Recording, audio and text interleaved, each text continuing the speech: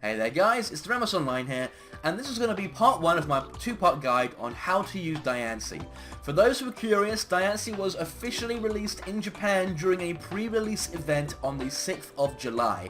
She was only available for that one single day and won't become available to the general public until the 19th. However, one of the Diancie from the pre-release event was released and it has been cloned a lot, and it is now making a circulation through the Pokémon community. This Diancie is adamant with max IVs in HP, attack, and special attack. I wouldn't really necessarily recommend using this Diancie for your own, just because its IVs in its defenses really let it down, and it isn't as viable as Diancie could be. My pre-release Diancie is actually sassy, which is an amazing nature for a Diancie. So today we're going over singles Diancie, and as you can see on the screen, the move pool we're going to give this Diancie is Diamond Storm and Moonblast for its offensive moves. These are two moves Diancie comes packed with. Now Diamond Storm is a very interesting move, it's Diancie's signature move rather, and it hits all adjacent Pokemon, and for every adjacent Pokemon it hits, it has a 50% chance of boosting Diancie's defense stat. This is a very amazing and borderline overpowered move, as it basically means you're going to be doing damage at a base power of 100. This is basically a stone miss, but with higher accuracy, or a rock type earthquake. It's pretty scary, and it boosts your defense, so every time you use it, you become just that little bit tankier.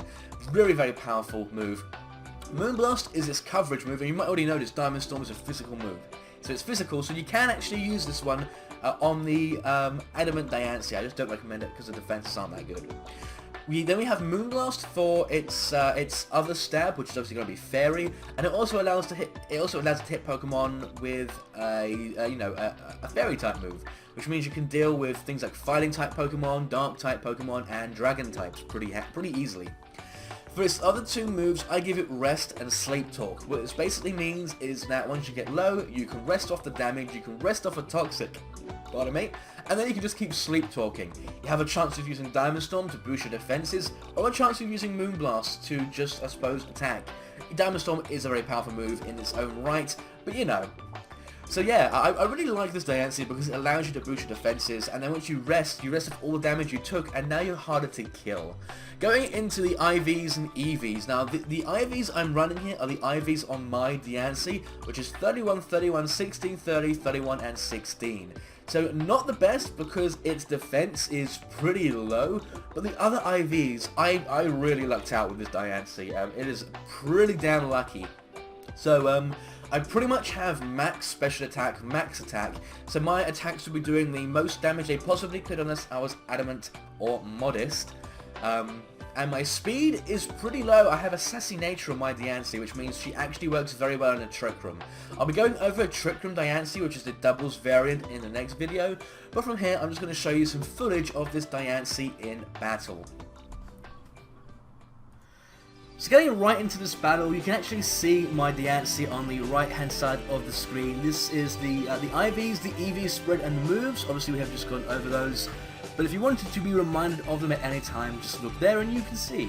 So in this battle, I lead with Candy, who is my my Ambipom, and he leads with his Superior. My opponent here is a guy I haven't even met before. He just kind of challenged me over the PSS, and I decided to accept because it would have been a good opportunity to try and test out Diancie in singles. So I'm able to break his lead very quickly with Life Orb Ambipom. So if he was ever unsure about how strong Life Orb Ambipom can be, now you know. Now he's going to go into his Keldeo, and I wasn't sure if this thing was scarfed or not, and I didn't want to risk it. So now I actually bring in Diancie. Cute little thing there doing a little spin. He goes to the Sacred Sword, and this kind of tells me he might be scarfed, as he's actually going to switch out if you give it a couple of seconds, because I'm moving too quickly.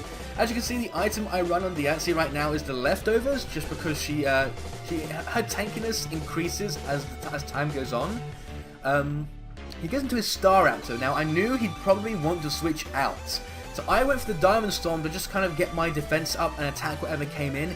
He actually went into the Star Raptor to try and go for a final Gambit, I'm assuming, and because of that bad switch there, he's actually going to go straight down Should have sacked something else to get a safe switch in there, but unfortunately that means his main wall breaker has just fallen straight away.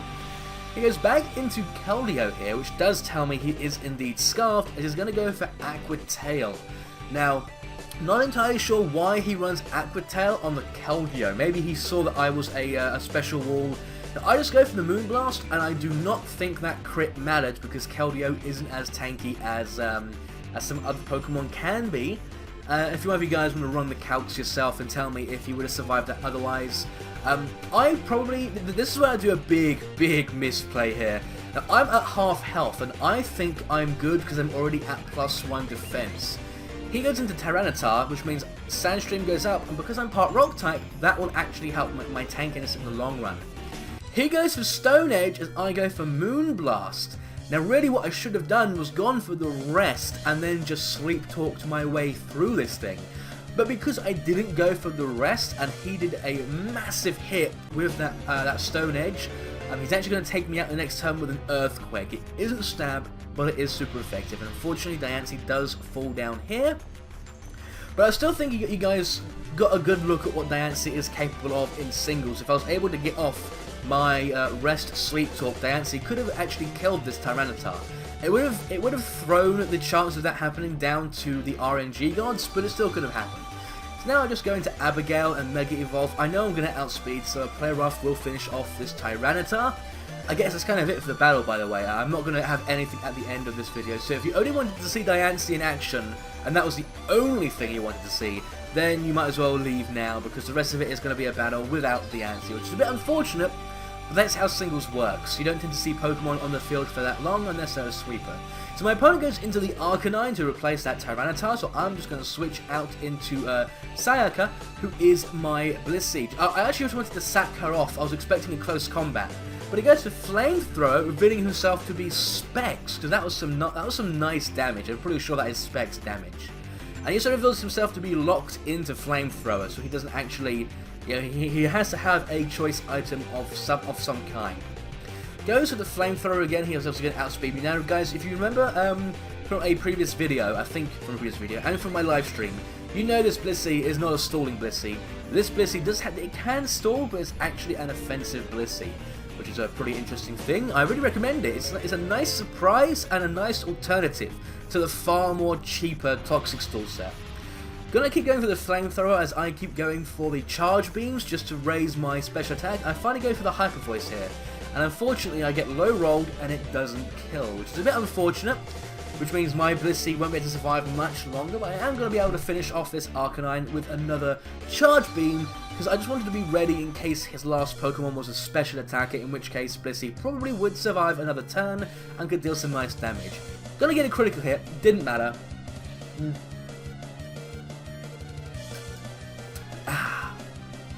Nothing like iced tea in the afternoon, guys. Gonna restore a bit of Lefty's recovery there. Gonna go into his last Pokemon, which is the Charizard. Now, I knew he hadn't Mega Evolved yet, so I was expecting a Y. But he actually goes into Mega Charizard X, which is pretty interesting. Now, that thing is definitely gonna kill my Blissey. I was thinking he might have gone for the Dragon Dance just to ensure he could sweep my team with this thing, but he doesn't. And he instead goes for the Dragon Claw, finishing off my Blissey, which is probably a good idea because Blissey was pretty set up. But I can just now go into Gasara and outspeed this thing because I am Scarfed and finish it off with a critical Earthquake. Didn't matter, it was super effective anyway. Would have killed it. And that's the end of that battle. Now, Diancie does get to do a lot more in double battles because there are 2 Pokemon to hit, which means Diancie isn't always the target every turn. So if you are interested in that, then wait a couple hours for the second half of the Diancie guide video to be uploaded. I probably won't have a Wonderlock video today, so I'll probably live stream it again, since you guys seem to like that. So I'll see you guys then. So until the live stream and the next video, goodbye.